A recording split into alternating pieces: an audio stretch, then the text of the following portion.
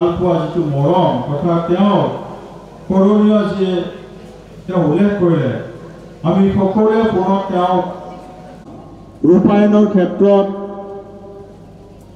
সন্মানীয় জিলা প্ৰশাসনে যিবোৰ দায়িত্ব পালন কৰি কিনে এক দীঘলীয়া সমস্যা সমাধানৰ যি বাট মুকলি কৰিলে তাৰ কাৰণে মই আজি এই মঞ্চৰ পৰা জিলা প্ৰশাসনৰ সকলো বিষয়ববীয়াক অশেষ কৃতজ্ঞতা জ্ঞাপন কৰিছোঁ।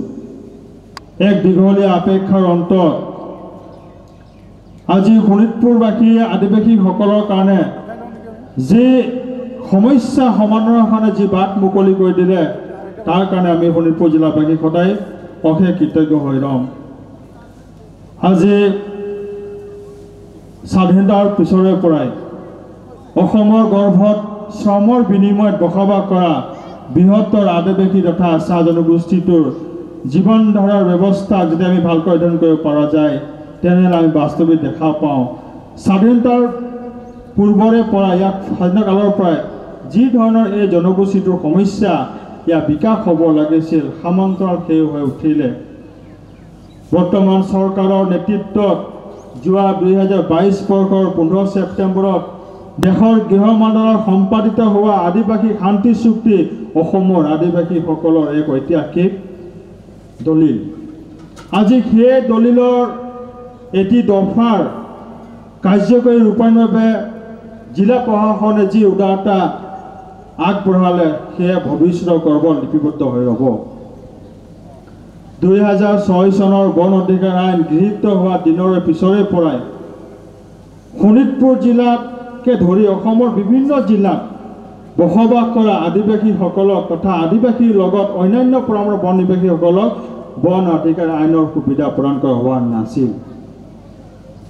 আজি আদিবাসী শান্তি চুক্তিৰ শ্ৰদ্ধাৰ হিমন্ত বিশ্ব শৰ্মা ডাঙৰীয়া যি উপহাৰ সেই উপহাৰ বিনিময়ত আজি অসমৰ বসবাস কৰা বনাঞ্চলৰ আদিবাসীসকলৰ এক যেন সমস্যা সমাধানৰ ৰাস্তা মুকলি হৈছে। মই বিশেষ দীঘলীয়া নকৰি মই জিলা প্ৰশাসনৰ সকলো বিভাগতে জড়িত সন্মানীয় বিষয়াসকলক অনুৰোধ জনাব বিচাৰিছোঁ সমতা আৰু দায়িত্ব মানুহৰ জীৱনত পোৱা এক অমূল্য অৱদান। ইয়াক আমি কি ধৰণৰ জনেৰে ব্যৱহাৰ কৰিব পাৰোঁ সেইটো আমাৰ ওপৰত নিৰ্ভৰ কৰে। ভগৱানে সকলো হাতত সমতা প্ৰদান কৰা নাই। ভগৱানে অজস্ৰজনৰ হাতত বিভাগীয় দায়িত্ব প্ৰদান কৰা নাই। আজি ঈশ্বৰে নিৰ্বাচিত কৰা আপোনাৰ ওপৰত অসমৰ বৃহৎ জনগোষ্ঠীটোৰ বিভিন্ন জাতি জনগোষ্ঠীটোৰ ভৱিষ্যত তথা সমস্যা নিৰূপণৰ দিশ নিহিত হৈ আছে। এই পৃথিৱীৰ পৰা আমি জন্মলগ্নৰ পৰা প্ৰায় সকলোৱে কিবা না কিবা এটা কৰাৰ চেষ্টাৰে আগবাঢ়ে। আজি অসমৰ গৰ্ভত বসবাস কৰা বৃহত্তৰ আদিবাসী জাতিটোৰ সমস্যা সমাধানৰ হাতত আমি এচাম যুৱকে 90 দশকত হস্ত সংগ্ৰামৰ পাতনি মেলিছিলোঁ। হস্ত সংগ্ৰাম কৰাটো এই ৰাষ্ট্ৰৰ বাবে অপবাদ, কিয়নো এই ৰাষ্ট্ৰৰ সংবিধানৰ বিৰুদ্ধে হস্ত সংগ্ৰাম কৰিব গৈ দেশৰ সুৰক্ষা বাহিনীৰ হাতত দেশৰ নাগৰিকে মৃত্যুবৰণ কৰাটো এক স্বাধীন দেশৰ লজ্জাজনক বিষয়। কোনোৱে জাতিয়ে হস্ত কৰা সংগ্ৰাম কৰিব নিবিচাৰে। আমিও আশা কৰি ভৱিষ্যতৰ প্ৰজন্মক যাতে কোনো জাতিয়ে হস্ত সংগ্ৰাম পথ বাছি নলয়, কাৰণ সংগ্ৰামে একো দি থৈ নাযায়, কেৱল দুখ বেদনা আৰু এক স্মৃতি। আমিও আশা কৰিছোঁ যাতে এই জনগোষ্ঠীটোৰ বিশাল সমস্যাখিনি সমাধান হওক, যাতে ভৱিষ্যতৰ প্ৰজন্মৰ কোনো যুৱকে এইখন ৰাষ্ট্ৰৰ বিৰুদ্ধে হস্ত সংগ্ৰামী আন্দোলনৰ পথ বাছি নলয়।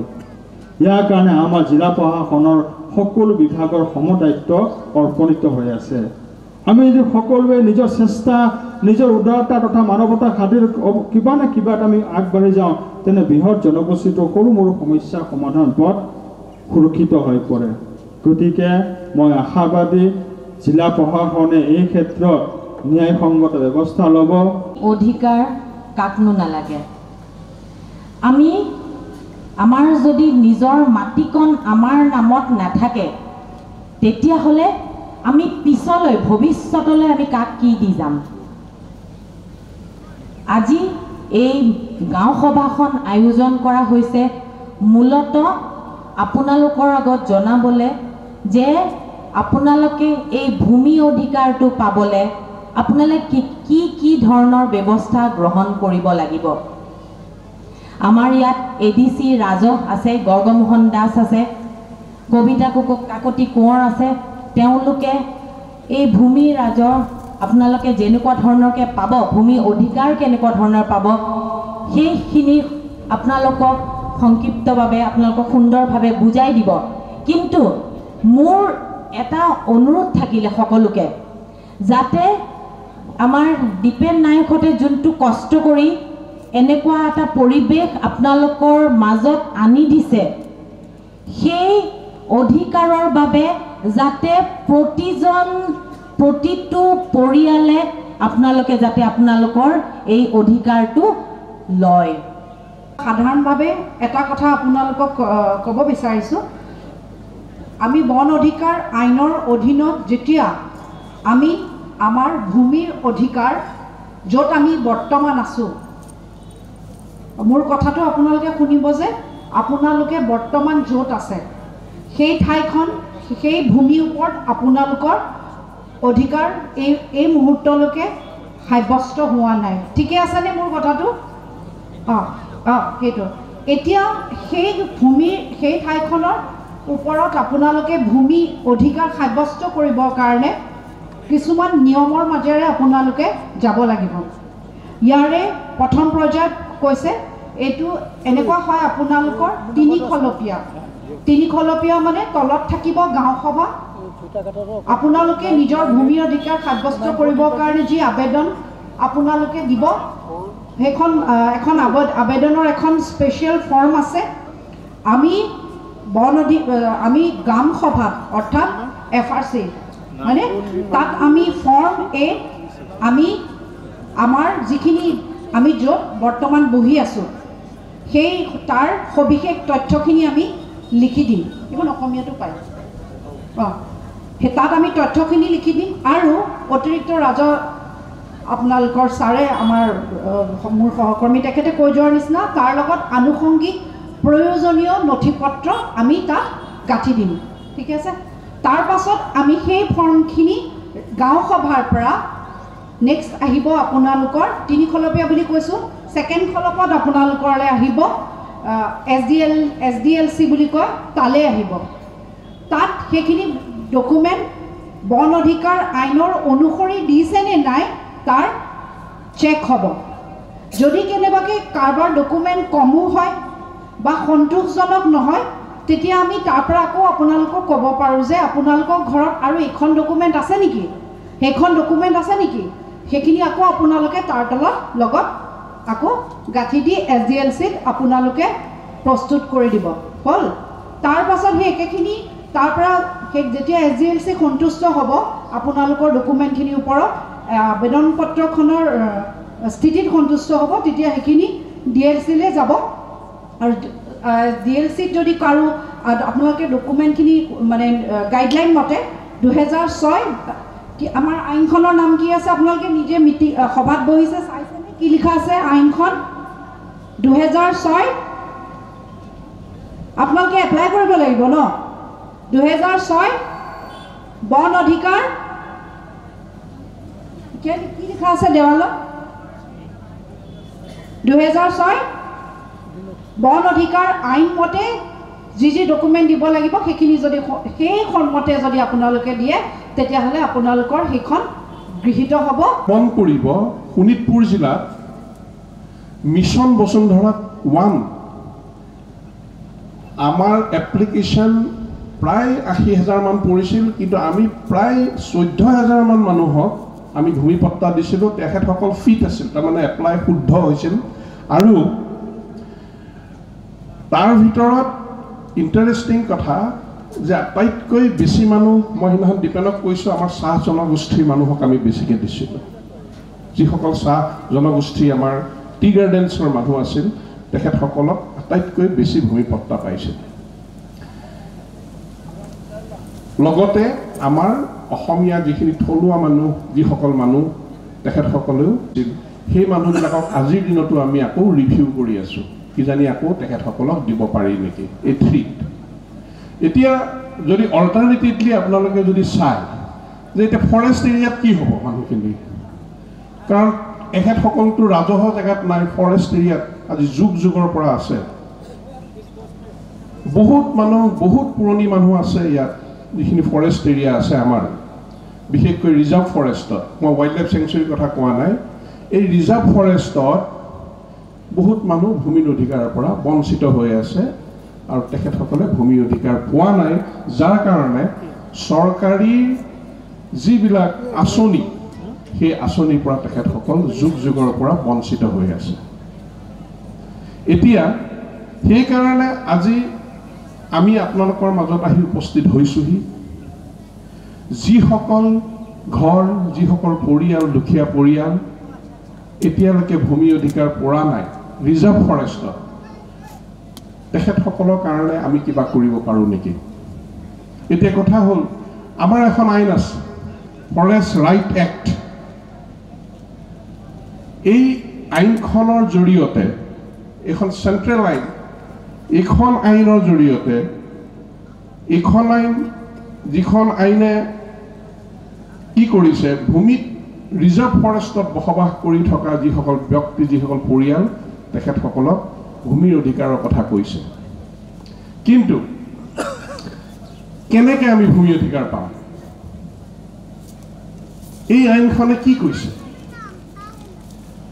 হঠাৎতো আমি পট্টা আপোনালোকক আহিলেই দি দিব নোৱাৰোঁ, তাত কিছুমান নিয়ম আৰু নীতি আছে। এই নিয়ম নীতিখিনি আপোনালোকে পালন কৰিব লাগিব। মোৰ আগতে বাইদেৱে কৈছে আপোনালোকক যে তাত আমি কি ধৰণৰ নিয়ম, কেনেধৰণে আগবাঢ়িব লাগিব, কেনেধৰণে এটা পৰিয়ালে নিজৰ ভূমি পাব, কিছুমান নিয়ম নীতি, এইখিনি আপোনালোকে মানি চলিব লাগিব। আৰু এইখিনিৰ কাৰণে সেই নিয়ম নীতিখিনি আপোনালোকক আজি মই চমুৱাই কৈছোঁ, বাইদেউহঁতে মই অলপ কম আপোনালোকক। প্ৰথম কথা হ'ল যে একেবাৰে মই সহজ সৰল ভাষাত কৈছোঁ, বৰ বিশেষ হেৰিত নাযাওঁ। প্ৰথম বাইদেৱে আপোনালোকক কৈছে যে FRC আমি এখন কমিটি বনাব লাগিব। যদি আজি এখন গাঁও আছে, এই গাঁওটিয়ে সেই ফৰেষ্টৰ প্ৰডাক্টৰ ওপৰত তেখেতৰ লাইভলিহুডটো, তেখেতে জীৱন নিৰ্বাহ কৰে। তাৰমানে ফৰেষ্টত যিবিলাক বস্তু ফৰেষ্টৰ পৰা আমি এক্সট্ৰেক্ট কৰি বেচিলোঁ, খালোঁ, আকৌ আমি তাত লগালোঁ, এই মানুহখিনি ৰাইট আছে তাত, কৈছে সেইকাৰণে যে যিখিনি মানুহে পৰিয়াল চলি আছে সেই ফৰেষ্টৰ পৰা, তেখেতসকলৰ ৰাইট আছে কাৰণে গভৰ্ণমেণ্টে দিছে। ইয়াৰ অৰ্থটো এইটো যে ফৰেষ্টখন আপোনালোকে ৰক্ষা কৰি আছে। ইউ আৰ দ্য পাৰ্ট, আপোনালোক পাৰ্ট হয় ফৰেষ্টৰ, একোটা এটা পাৰ্ট। এই ফৰেষ্টখন, ৰিজাৰ্ভ ফৰেষ্টখন ৰক্ষা কৰাৰ দায়িত্বও আপোনাৰ। আপুনি ৰক্ষা কৰি আছে কাৰণে আপোনাক ৰাইট দিছে। এতিয়া মোক অধিকাৰ দিলে কাৰণে মই ফৰেষ্টখন কাটি কুটি ধ্বংস কৰিব নোৱাৰোঁ। ফৰেষ্ট মই ৰাখিব লাগিব। ফৰেষ্ট ৰাখিলেহে আমাৰ প্ৰজন্ম, মই জাষ্ট কৈছোঁ, আমাৰ নেক্সট জেনেৰেশ্যনবোৰ জীয়াই থাকিব। আপোনালোকে দেখা পাইছে যে যোৱা ছেপ্টেম্বৰ মাহত কিমান ডাঙৰ এটা হিট ৱেভ আহিছিল, গৰমত মানুহ থাকিব পৰা নহৈছিল, হঠাৎ গৰমৰ এটা প্ৰবাহ আহিছিল। এইবোৰ কিয় হৈছিল? এইবিলাক ক্লাইমেট চেঞ্জ, আমাৰ ফৰেষ্ট নোহোৱাৰ কাৰণে হৈছে। আপুনি যিহেতু সেই ফৰেষ্টৰে এটা পাৰ্ট, গতিকে ফৰেষ্টখন ৰখাটো দায়িত্ব। যিহেতু মোক ফৰেষ্টখন আপোনাৰ হাতত গতাই দিছে, আপোনাক অধিকাৰ দিছে, গতিকে মই ফৰেষ্টখন ৰক্ষা কৰিব লাগিব। যিমান পাৰোঁ আপোনাৰ ঘৰৰ আদিবাসী শান্তি চুক্তিৰ ৭.১ নং দফা কাৰ্যকৰী ৰূপায়ণৰ বাবে শোণিতপুৰ জিলাৰ মিছামাৰী ধানখনা চাৰ্চ ফিল্ডত ১৮ মাৰ্চত শোণিতপুৰ জিলা প্ৰশাসনৰ সহযোগত আৰু আদিবাসী ভূমি দাবী অধিকাৰ সুৰক্ষা সমিতিৰ উদ্যোগত বন অধিকাৰ আইন ২০০৪ৰ অধীনত ভূমিহীন আদিবাসীসকলৰ ভূমি অধিকাৰ সন্দৰ্ভত জিলা ভিত্তিত সজাগতা সভা আৰু শুভ উদ্বোধন অনুষ্ঠান অনুষ্ঠিত হয়। কেন্দ্ৰীয় আৰু ৰাজ্য চৰকাৰৰ সৈতে 2022 15 ছেপ্টেম্বৰত দেশৰ গৃহ মন্ত্ৰালয়ত সম্পাদিত হোৱা আদিবাসী শান্তি চুক্তিৰ জৰিয়তে বন অধিকাৰ আইন 2006 আদিবাসী তথা অন্যান্য পৰম্পৰাগত বন নিবাসী সকলৰ অধিকাৰ স্বাৰ্থত জিলা প্ৰশাসনে প্ৰদান কৰা চৰকাৰী নিৰ্দেশনা কাৰ্যকৰী কৰাৰ এয়াই হৈছে অসমৰ ইতিহাসত প্ৰথম ক্ষণ। অনুষ্ঠানটোত জিলা প্ৰশাসনৰ তৰফৰ পৰা উপস্থিত থাকে শোণিতপুৰ জিলা পৰিষদৰ মুখ্য কাৰ্যবাহী বিষয়া কৰবী কৰণ শইকীয়া, অতিৰিক্ত জিলা আয়ুক্ত কবিতা কাকতি কোঁৱৰ, অতিৰিক্ত জিলা আয়ুক্ত গাৰ্গ মোহন দাস, জিলা মহকুমা কল্যাণ বিষয়া আইৰিছ আৰমান আহমেদ, ঢেকিয়াজুলি সম জিলা আয়ুক্ত জ্যোতিভা বৰা, ঢেকিয়াজুলিৰ ৰাজহ চক্ৰৰ চক্ৰ বিষয়া নয়নজ্যোতি পাঠক, ঠেলামাৰা ৰাজহ চক্ৰৰ চক্ৰ বিষয়া হিমাশ্ৰী বৰা, চাৰিদুৱাৰ ৰাজহ চক্ৰৰ চক্ৰ বিষয়া ক্ষীৰোদ কমল হাজৰিকা, শোণিতপুৰ বন সংমণ্ডলৰ সদৰ পৰিসৰ দেৱজিৎ শইকীয়াৰ লগতে জিলা প্ৰশাসনৰ বহু বিভাগীয় বিষয়া। আনহাতে সভাত বিশেষভাৱে উপস্থিত থাকে এ নিউজৰ মুখ্য পৰিচালন সম্পাদক দেৱজিৎ তালুকদাৰ, বিজেপিৰ মিছামাৰী মণ্ডল সমিতিৰ সভাপতি শিৱচৰণ গোৱালা, সাধাৰণ সম্পাদক গোবিন্দ দৈমাৰী, যুৱ সাংবাদিক তথা আদিবাসী ভূমি দাবী অধিকাৰ সুৰক্ষা সমিতিৰ উপদেষ্টা হৰেণ ভূমিজ, উপদেষ্টা বিকাশ চুৰিন, উপদেষ্টা সুৰেশ তাঁতী, স্থানীয় শিক্ষক বিষ্ণু সিং ভূমিজৰ লগতে বহু গণ্যমান্য ব্যক্তি।